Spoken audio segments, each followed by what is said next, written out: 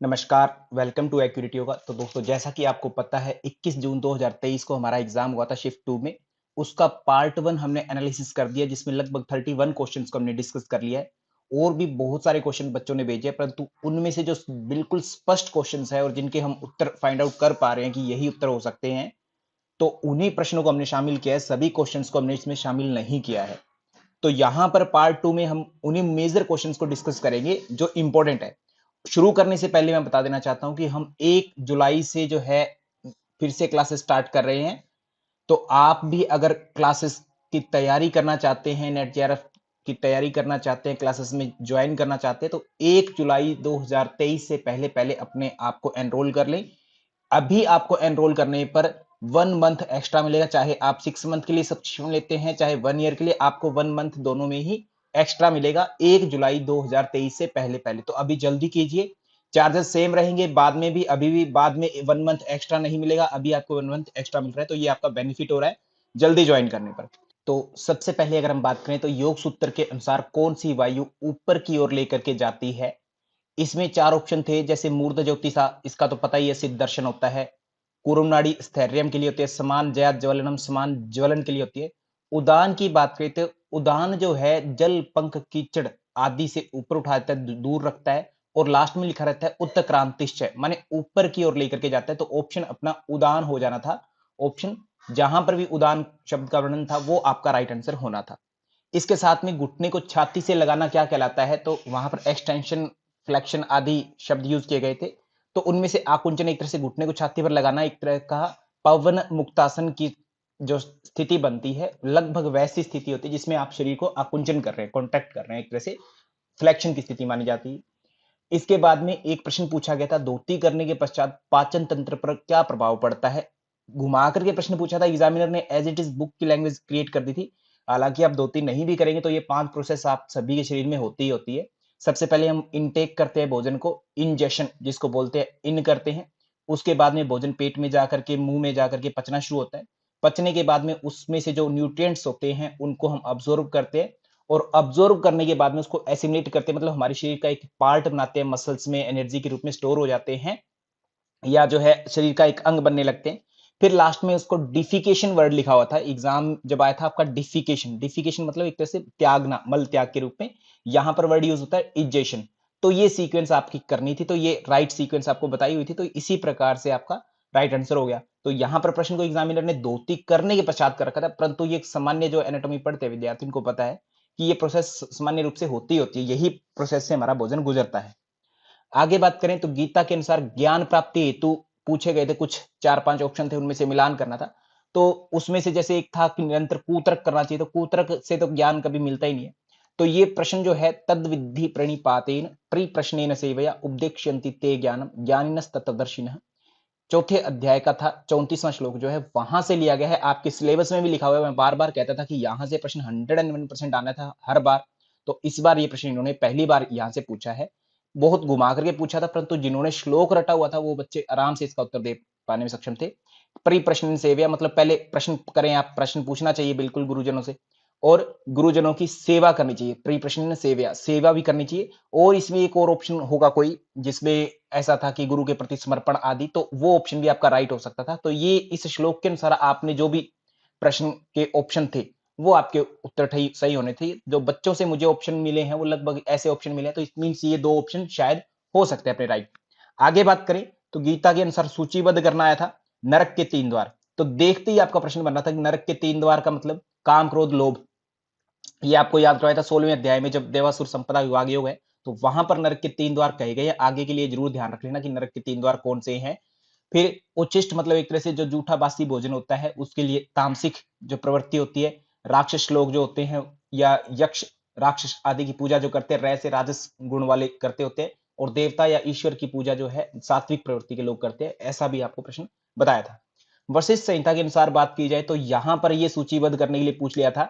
मिता आहार की परिभाषा दी गई है वहां पर कि किसको कितना खाना है। तो सन्यासी को 8 ग्रास खाना होता है, क्योंकि सन्यासी एक एज्ड पर्सन है। और सामान्य सी बात है, आपके घरों में दादा परदादा जो बड़ी एज के होते हैं वो कम से कम भोजन करते हैं, आप देखना ज्यादा भोजन नहीं करते, वो बिल्कुल न के बराबर करते हैं, खाना बहुत कम खाएंगे। तो सन्यासी कम से कम। फिर वानप्रस्थी जो होता है थोड़ा सा उनसे छोटा है, 70-75 साल के आसपास का, तो 16 ग्रास। और 30-40 की एज का जो है गृहस्थी है वो 32 ग्रास कहा गया है, और ब्रह्मचारी जिसकी जठराग्नि प्रज्वलित है, दांत में पूरी तरह से बैलेंस है, वो जितनी इच्छा है कहता है उस हिसाब से वो भोजन कर सकता है। तो 8 दूनी 16 दूनी 32, ऐसे मैंने उल्टा याद करवाया था आपको बुढ़ापे से जवानी की ओर। तो ये जो है आपको सीक्वेंस में पूछा गया था, तो बिल्कुल इजी प्रश्न था। सूची 1 को सूची 2 से मिलाना था, एक ऐसा प्रश्न था। ये पहले भी सेम प्रश्न पूछा गया। जिह्वा बंध की बात की जाए तो जिह्वा बंध क्या होता है? जीभ और तालु का एक साथ मिलाना। मूल बंध की बात की जाए तो मल और गुदा द्वार को जो है आकुंचन करना। उद्यान बंध की बात करें तो पेट को जो है हम क्या करते हैं? अंदर की साइड खींचते हैं, तो उदर का संकुचन हो गया। और जालंधर बंध की बात की जाए तो कंठ को टाइट करते होते हैं, ठुड्डी को कंठकूप में लगाना, एक तरह से ये लैंग्वेज होती है। तो ये प्रश्न जो है आपका इस प्रकार से ये सारे मिलान करने आए थे, आपके यहां से मिल जाएंगे। आगे एक प्रश्न पूछा गया था श्वेता श्वेतर उपनिषद का। बहुत बार मैंने आप लोगों को बताया था कि यहां से प्रश्न बनना ही बनना है, बहुत फेमस है, और हर बार लगभग कितनी बार ये प्रश्न बन चुका है। जिन्होंने पीवाईक्यूज अच्छे से देख रखे हैं मेरी सीरीज को, तो उनके प्रश्न तो ये समझ लो कि लगभग 70 से 75 तो क्वेश्चन तो वही है जो मैं हर बार एक्सपेक्ट करता था कि इनमें से ये आ सकते हैं, जिन्होंने पीवाईक्यूज कर रखे हैं। और जिन्होंने पूरा सिलेबस कर रखा है तो उनके लिए तो पूरा पानी पेपर जो है मक्खन की तरह था, क्योंकि बहुत सारे बच्चे के था कहना कि सर पेपर बहुत टफ आया। बहुत सारे बच्चे कह रहे सर पेपर तो बिल्कुल ही हलवा था। वो दोनों की खासियत ये है कि वो बच्चा जिसने ऊपर ऊपर से पढ़ा है, जिसने कुछ पढ़ा ही नहीं है, उसके लिए तो ऑब्वियस सी बात है पेपर इतना टफ है। और ये बहुत बड़े बड़े लोगों का कहना है कि टफ था। और जो बच्चे जिसने बहुत अच्छे से मेहनत करके, उनको पता है कि पेपर बिल्कुल आसान था, बस थोड़ी सी बातें जो है लिखने का स्टाइल अलग है एग्जामिनर का। बस ये दो अलग अलग माइंडसेट इसलिए बनते हैं कि आप तैयारी करते हैं या नहीं करते हैं। जैसे ये प्रश्न है, टफ लग सकता है बच्चे को, बट जिसने ये बात सुन रखी थी कि न तस्य रोगो न जरा न मृत्यु प्राप्तस्य योगाग्निमयम शरीरम, दूसरे अध्याय का 12वां है श्वेताश्वतर में, कि जो योगी साधक जो है रोग बुढ़ापा और मृत्यु नहीं सताती उसको, मतलब न तस्य रोगो न जरा न मृत्यु, एक बात कह दी। फिर उसके बाद में कहा योगाग्निमयम शरीरम, जो अपने शरीर को योग की अग्नि में तपा लेता है। तो ये ए भी राइट है और आर भी राइट है, दोनों लाइनें राइट है। और दोनों की व्याख्या भी सही, क्योंकि एक ही लाइन में से उठाया गया है, एक ही लाइन में से। तो यहां पर ये बात ध्यान रखना कि कुछ नियम होते हैं, एक ही श्लोक में से जब बात उठाई जाए और दोनों बातें सही हो तो व्याख्या अपने आप ऑटोमेटिक सही हो जाती है। तो ये नियम है, 99% ये काम करता है, ये छोटी सी बात ध्यान रखेंगे। तो यहां पर ये दोनों, अगर व्याख्या पूछी गई थी तो व्याख्या भी सही है और दोनों लाइनें भी ठीक है। तो व्याख्या और लाइनें दोनों सही है। अगर केवल कथन पूछे गए तो कथन तो अपने आप में सही है ही है, दोनों के दोनों। तो ये प्रश्न आपका दोनों, आपकी ए एंड आर दोनों राइट है, और एक्सप्लेनेशन भी जो है राइट है, इसकी एक्सप्लेनेशन भी राइट होगी, करेक्ट मानी जाएगी। आगे बात करें तो एक आया था कि वह कुंभक बताइए जिसमें जीव को वेलित शब्द, ऐसा कुछ लिखा हुआ था, विद्यार्थीगण बता रहे हैं वेलित कुछ, तो वेलित आदि शब्द ऐसा दे देते एग्जामिनर, इंग्लिश से हिंदी में करता है तो गोल करके श्वास अंदर लिया जाता है, कहता जीव को गोल करके। जीव को गोल करते समय एक या शीतली बताया हुआ था आपको, शीतली कहते स जो है घुमा हुआ है, घुमा हुआ मतलब आप इमेजिन करें कि आपकी जीभ घूमी हुई है इस प्रकार से, तो जीभ घूमी हुई है, जीभ घूमने से आपको शीतली याद करवाया था, तो जीभ शीतली में घूमती होती है, शीतकारी में आपके दांतों के अंदर से आवाज आती होती है होठों को खोल करके। इसके बाद में बात करें असंप्रज्ञात समाधि में प्रत्यय का संबंध किससे है, इस तरीके की कोई लैंग्वेज बनाई हुई थी एग्जामिनर ने, तो वहां पर जो है आपको ऑप्शन दिए गए थे काफी सारे। तो ये जो है विराम प्रत्यय अभ्यास पूर्व है, प्रत्यय अभ्यास, अभ्यास पूर्व संस्कार शेषोन्य, संस्कार और अभ्यास, ये दो ऑप्शन होने थे। इनसे कहते कहीं ना कहीं इनडायरेक्टली प्रत्यय का संबंध है। तो ये प्रश्न आपसे पूछा गया था योग सूत्र में से, एग्जामिनर पूरा अंदर से खोद खोद करके प्रश्न पूछ रहा है। आपको अच्छे से योग सूत्र तो रटा हुआ होना चाहिए अगर आप नेट जेआरएफ की तैयारी करना चाह रहे हैं या जेआरएफ करना चाह रहे हैं। आगे आया था तैत्तिरीय उपनिषद में स्वाध्याय प्रवचन को के कहते कैसे होता है और उनसे क्या क्या चीजें मिलती है उसके बारे में बताएं।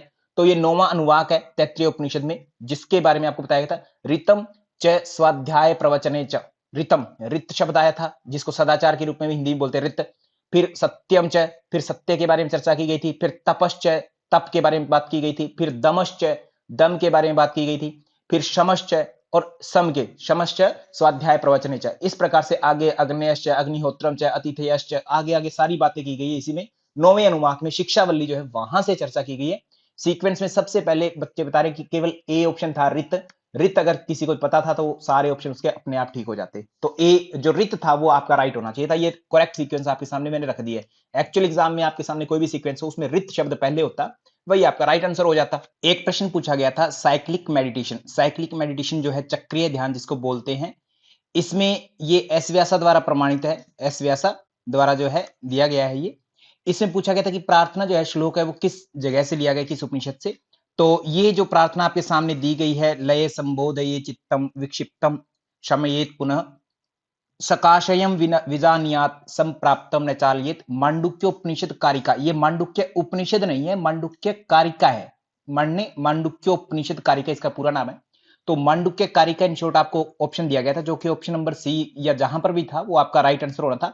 मांडुक्य कारिका अन्यत्र कहीं नहीं है। तैत्तिरीय उपनिषद में बात करें तो इस तरीके के छोटे श्लोक नहीं है उसमें अनुवाक के रूप में, तो ये तो उत्तर होना ही नहीं था। ईशावास्य उपनिषद में 18 मंत्र है, वो आपको स्पष्ट ही है। तो मांडुक्य कारिका का ये जो है मंत्र है, ये इन फ्यूचर के लिए आपके लिए इंपॉर्टेंट हो जाता है। इसकी अगर संख्या आप देखें तो 3/44 मांडुक्य चर्चा की गई है। आगे बात करें, हेतु फल आश्रय आलंबन किसका संग्रह करते हैं? तो हेतु फल आश्रय आलंबन संग्रहित त्वदेशाम भावे तदभाव, कहते संग्रहण करते हैं एशाम भावे, कहते इन सब, ये किसका करते हैं? वासनाओं का संग्रह करते हैं। और ये जब खत्म हो गई कहते हैं उसका अभाव हो जाता है। किसका? वासना का अभाव हो जाता है। तो वासना शब्द, इसका शब्द एक्चुअल उत्तर हो रहा था। वासना की बात चल रही है चौथे अध्याय में 11वां जो सूत्र आता है वहां पर जो है ऑप्शन वासना होना था। ये तो फल आश्रय वासनाओं का संग्रह करते हैं इनडायरेक्टली डायरेक्टली। फिर वशिष्ठ संहिता के अनुसार और प्रश्न पूछा गया था, या इसको कहें कि सभी के अनुसार योग की परिभाषा पूछी गई। संसार सागर से पार करना योग है। योग वशिष्ठ और योग वशिष्ठ संहिता दोनों का ऐसा ही कहना है। इंद्रियों की स्थिर धारणा जो है कठोपनिषद के अनुसार आपको पता होगा, जब 5 ज्ञान इंद्रियां यदा पंचावतिष्ठन्ते ज्ञानानि मनसा से, ज्ञान इंद्रियां मन के साथ में और बुद्धिश्च निश्चेष्टिति स्थिर इंद्रिय धारणा, ये बहुत बार प्रश्न आया डायरेक्टली इनडायरेक्टली, तो वहां से हो गया। रज ऋतस का मिलन योग की परिभाषा योगशिक उपनिषद के अनुसार दृष्टि दृश्य संयोगो हे हेतु दूसरे अध्याय का 17वां जो है सूत्र योग सूत्र में डिस्कस किया गया। तो इस प्रकार से आपको मिलान करना था ये, तो यहां पर ये हो गया। इसके बाद में याज्ञवल्क्य में आचार अध्याय में कौन सा प्रकरण नहीं है? तो वहां पर ऑप्शन दिया गया था आचार कांड। इसमें 3 अध्याय हैं, एक आचार कांड है, एक व्यवहार कांड है और एक प्रायश्चित कांड, 3 है। तो तीनों में से आचार कांड जो है उसमें आपके 13 कांड है, व्यवहार में आपके 25 हैं और प्रायश्चित में आपके मुख्य 6 हैं। और इसके अंदर बहुत छोटे छोटे, तो इस प्रकार से 15 हो जाते हैं टोटल, हालांकि मुख्य 6 है। तो यहां पर जो एग्जामिनर ने ये इनमें से कुछ प्रायश्चित में से मिला दिया था और कुछ आचार में पूछ लिया था, आचार में कौन सा नहीं है। तो आपको अगर प्रायश्चित वाले पता थे तो ऑब्वियस सी बात है आराम से जो है हिंदी जो आचार कांड वाले हम निकाल देते थे। बहुत डेप्थ का प्रश्न था, इमेजिनेशन से परे प्रश्न ये पूछा है, बिल्कुल भी हमने डिस्कस ही नहीं किया था इस चीज पर। तो ये प्रश्न जो है बिल्कुल डिफरेंट में था। तो इस प्रकार से जिसमें थोड़ा सा भी ये हल्का फुल्का किसी विद्यार्थी को पता, मुझे लगता नहीं किसी को भी इमेजिन भी किया हो कि ऐसा एग्जामिनर पूछ सकता है। इस बार श्लोकों की संख्या, सूत्रों की संख्या तक पूछिए। तो ये जो है सबसे डिफरेंट टाइप का क्वेश्चन पूछा गया था। तो इस प्रकार हमने पार्ट 2 में भी जो है लगभग 15 क्वेश्चंस और कर लिए हैं, 31 पहले कर लिए हैं। तो आप अगर देखेंगे तो लगभग 46 क्वेश्चन डिस्कस कर लिए हैं। और भी अगर आपके पास में एग्जैक्ट बिल्कुल फाइन क्वेश्चन है, फ्रेश अच्छे से डिजाइन किया हो, जिसमें ऑप्शन में अच्छे से दिखे, वही क्वेश्चन अभी सेंड करें। और वो आप यूट्यूब पर कमेंट न करें, कृपया आप व्हाट्सएप के थ्रू हमें जो है भेजें। ऊपर नंबर जो दिया गया है इस नंबर पर आप शेयर कर सकते हैं। और एक सबसे इंपॉर्टेंट बात, अगर आप नेक्स्ट एग्जाम की तैयारी करना चाहते हैं तो अभी से कीजिए। जिन विद्यार्थियों को ऐसा लगता है कि हम अभी पहले एमए करेंगे या एमएससी करेंगे उसके बाद में हम अपने नेट जेआरएफ की तैयारी शुरू करेंगे, तो बिल्कुल रॉन्ग अप्रोच है। जिन विद्यार्थियों ने एमए एमएससी के दौरान नेट या जेआरएफ नहीं किया, उनसे पूछिए कि बाद में तैयारी करना कितना मुश्किल होता है, क्योंकि बाद में आपको करियर का भी ध्यान रखना होता है। घर पर नहीं रह सकते आप, आपको पढ़ाई में वो सहूलियत नहीं मिलती है जो जब आप स्टडी करते हैं उस समय आपके पास टाइम होता है। वो सबसे बेस्ट टाइम है, आप एमए या एमएससी के दौरान ही अपनी तैयारी कीजिए नेट जेआरएफ की। बाद में तो बहुत फोर्स हो जाता है, बहुत परेशानी होती है आपको। तो इसलिए रेगुलर टाइम पर जब आप स्टडी कर रहे हैं उसी टाइम साथ में एमए एमएससी की तैयारी हो जाती है आपकी, और साथ में जो है आपका नेट या जेआरएफ का एग्जाम क्रैक हो जाता है। 2 साल होते हैं, लगभग 3 से 4 अटेम्प्ट मिल जाते हैं आपको, आराम से क्रैक हो जाता है। बाद में जो है परेशानी आती है बहुत ज्यादा, इसलिए आप साथ ही साथ करें। और 1 जुलाई 2023 से हमारा बैच स्टार्ट हो रहा है, जिसमें पेपर 2 और पेपर 1 हम कंप्लीट करवाते हैं। आपको ऑलरेडी वन टाइम में रिकॉर्डिंग्स मिल जाती होती है सारी की सारी। यहां पर आप देख सकते हैं पूरी डिटेल्स आपके सामने। नेट जेआरएफ आप योग में करना चाहते हैं तो यहाँ पर कंप्लीट कोर्स अगर आपको चाहिए तो 12,000 रुपए 1 साल के लिए जो है आपको मिल जाता है। जैसे ही आप ज्वाइन करते तो आपको क्या क्या मिलता है, पेपर 2 योग में स्पेशली आपको स्पेशल रिकॉर्डिंग यूनिट 1 से लेकर के यूनिट 10 तक सारी की सारी जो है यूनिट्स की to the point special recordings मिल जाती होती है वन टाइम में, तो जिसमें आप जब चाहे जो चाहे वो पढ़ सकते हैं। इसके अलावा अगर आपको लाइव क्लासेस में आना अच्छा लगता है, आपके पास समय है, तो आप लाइव क्लासेस ज्वाइन कर सकते हैं। डेली होती है, जिसका टाइमिंग पेपर 2 के लिए हमारा 7 to 8 PM रहता है इवनिंग में। अगर आपके पास लाइव क्लास में आने का समय नहीं है, आप हाउसवाइफ हैं, वर्किंग है या कोई और आप लाइव क्लासेस आदि खुद लेते हैं योग में, प्रैक्टिकल करवाते हैं, बहुत सारे विद्यार्थी ऐसे होते हैं जिनके पास समय नहीं होता, तो उनको लाइव क्लास की रिकॉर्डिंग्स हम अवेलेबल करवा देते हैं एप्लीकेशन पर, तो वो रिकॉर्डिंग्स आप देख सकते हैं कभी भी। फिर उसके बाद में यूनिट 1 से लेकर के यूनिट 10 तक जितने भी क्विज जो यूनिट्स हैं, उनकी क्विज़ेज़ हमने बना रखी है, वो आप एप्लीकेशन पर खुद देख सकते हैं कि आपने कितना पढ़ा है, किस प्रकार से आपकी अप्रोच हो रही थी, क्विज में खुद टेस्टिंग होती रहती है। इसके अलावा जितने भी आज तक के क्वेश्चन पेपर आए हैं, पीवाईक्यूज़ जिसको बोलते हैं, प्रीवियस ईयर क्वेश्चन पेपर, इनका डेप्थ में एनालिसिस आपको मिल जाता होता है टू द पॉइंट, और उनके हिसाब से नेक्स्ट पेपर बनता होता है। तो इस बार जिन्होंने पीवाईक्यूज लिया है तो उनको पता होगा कि पीवाईक्यूज की कितनी वैल्यू होती है आने वाले क्वेश्चंस के बारे में एक्सपेक्ट करने के लिए। तो ये बहुत इंपॉर्टेंट पार्ट है, इसको भी आप ले सकते हैं। तो ये सारी की सारी चीजें जो है आपकी हेल्प करती है। आप कभी भी ज्वाइन कीजिए, आपको 5 चीजें हमेशा ही मिलती है। लाइव क्लास हमारी जहां से चल रही होती है वहीं से आपको ज्वाइन करना होता है, और प्रीवियस जो होती है रिकॉर्डिंग जितनी है वो आपको देखनी होती है। तो आप जल्दी करें। अभी 12,000 रुपीज एक साल के लिए फीस है, परंतु आप 1 जुलाई 2023 से पहले ज्वाइन करते तो आपको 1 मंथ एक्स्ट्रा मिलता है, मतलब 1 ईयर प्लस 1 मंथ एक्स्ट्रा मिलता है 12,000 रुपीज में, ये आपका बेनिफिट होगा। ऐसे सेम पेपर 1 के लिए अगर आप देखें जनरल एप्टीट्यूड जो होता है, इसके बिना भी आप नेट या जेआरएफ के बारे में सोच नहीं सकते, क्योंकि ये भी इंपॉर्टेंट है। ये हम बाइलिंगुअल दोनों लैंग्वेज में करवाते हैं। इसमें लाइव क्लासेस आपको मिलती है, लाइव क्लास की रिकॉर्डिंग्स भी मिल जाती है अगर आप क्लास में नहीं आ पाते हैं कभी किसी कारणवश, और साथ में क्विज मिलती है। इसकी फीस जो है 12 मंथ 5,000 रुपीज है, 12 महीने के लिए, 1 साल के लिए, और 1 मंथ आपको एक्स्ट्रा मिलता है, इसमें भी 1 मंथ एक्स्ट्रा मिलता है। इसका आपको बेनिफिट होता है जब आप अच्छे से पढ़ते हैं। बहुत सारे बच्चे कहते हैं सर जनरल एप्टीट्यूड ऐसा पेपर है जो बहुत टफ होता है। कारण यही है क्योंकि आप कभी एमए एमएससी में पढ़ते ही नहीं है, इसको पूरे लाइफ टाइम में कभी पढ़ा ही नहीं है, एकदम से नेट जेआरएफ के लिए पढ़ रहे हैं, तो थोड़ा अलग लगता है, स्पेशली योग के विद्यार्थियों को, क्योंकि उनका जो है टीचिंग या ये जो कम्युनिकेशन आदि होते हैं कंप्यूटर से कोई लेना देना नहीं होता ज्यादा, तो अजीब लगता है थोड़ा सा। बट बिल्कुल आसान होता है, इस लैंग्वेज में हम बाइलिंगुअल में पढ़ाते हैं। आप समय रहते अपना नेट या जेआरएफ कर लीजिए। एमए एमएससी के दौरान अगर आप करते हैं तो बेस्ट रहता है अपना नेट जेआरएफ। बाद में आपको समय नहीं मिल पाता है, जो ये टाइम होता है रेगुलर क्लासेस के टाइम, तो बेस्ट तरीके से कर पाते हैं। बाद में आपको समस्याएं होती है, इसलिए जो विद्यार्थी एमए या एमएससी कर रहे हैं, तो वो ये ना सोचे कि हम एमए एमएससी करने के बाद में नेट जेआरएफ का पेपर देंगे। बहुत सारे विद्यार्थियों में भ्रांति होती है कि एमए एमएससी करने के बाद में नेट या जेआरएफ दे सकते हैं। आप जब एडमिशन लेते हैं तब से आप एमए एमएससी में जब भी एडमिशन लेते हैं तब से आप नेट या जेआरएफ करने के लिए एलिजिबल होते हैं। तो आप प्लीज एग्जाम दीजिए, क्योंकि 2 साल में आपके पास 3 से 4 अटेम्प्ट होते हैं, तो आपका आराम से नेट या जेआरएफ आराम से हो जाता है, फिर बाद में समस्या नहीं रह जाती, और आराम से जो है जैसे मास्टर कंप्लीट हुई आप जो है पीएचडी के लिए एनरोल कर सकते हैं कहीं भी अच्छी यूनिवर्सिटी में। तो आप अभी से जो है अपना नेट जेआरएफ की तैयारी शुरू करें। कोई भी अगर आपकी क्वेरी है तो आप दिए गए फोन नंबर पर हमें संपर्क कर सकते हैं। So thank you to all, धन्यवाद आप सभी का, थैंक यू सो मच।